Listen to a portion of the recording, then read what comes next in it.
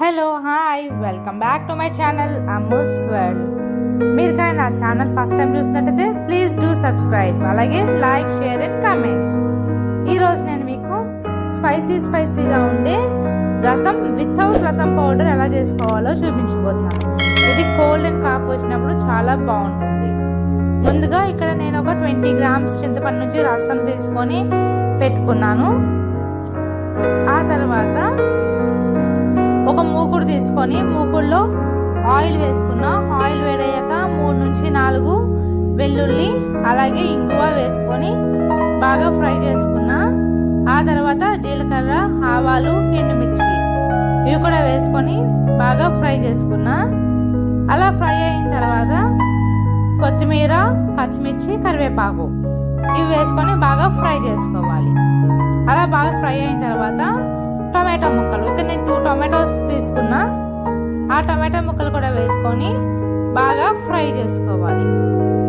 అలా బాగా ఫ్రై చేసిన తర్వాత రుచికి సరిపడా సాల్ట్, అలాగే కొంచెం పసుపు, ఒక 1/2 teaspoon to 1 teaspoon ధనియాల పొడి, అలాగే 1 టీ స్పూన్ వేయించిన జీలకర్ర పొడి వేసుకొని మసాలాలన్నీ బాగా ఫ్రై అయ్యే వరకు ఫ్రై చేసుకోవాలి, పచ్చివాసన పోయేంత వరకు.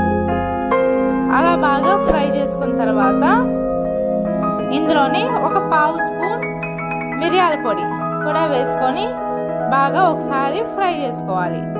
అలా ఫ్రై చేసుకున్న తర్వాత ముందుగా తీసుకున్న చింతపండు రసం కూడా వేసుకొని ఒకసారి కలుపుకున్న తర్వాత మీ టేస్ట్కి తగ్గ వాటర్ పోసుకోవాలి.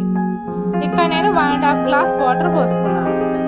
అలా పోసుకున్న తర్వాత ఒకసారి బాగా మిక్స్ చేసుకొని ఇందులో కొత్తిమీర కూడా వేసుకోవాలి. కొంచెం కొత్తిమీర ఎక్కువ వేసుకొని టేస్ట్ బాగుంటుంది. అలా వేసుకొని ఒకసారి కలుపుకొని లో ఫ్లేమ్లో మరగనివ్వాలి. ఈ రసం ప్రాసెస్ అంతా ఒక 10 minutes లో ఫ్లేమ్లో మరగనిస్తే చాలా టేస్టీగా ఉంటుంది. మధ్య కలుపుకుంటూ ఉండాలి. అలా కలుపుకుంటూ ఉంటే ఫ్లేవర్స్ అన్ని బాగా అడ్జస్ట్ అవుతాయి.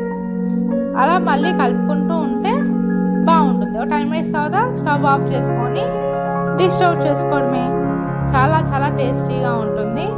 ఎస్పెషల్లీ కోల్డ్ అండ్ కాఫ్ వచ్చినప్పుడు, థ్రోట్ పెయిన్ ఉన్నప్పుడు గ్లాస్లో పోసుకొని తాగండి, చాలా బాగుంటుంది.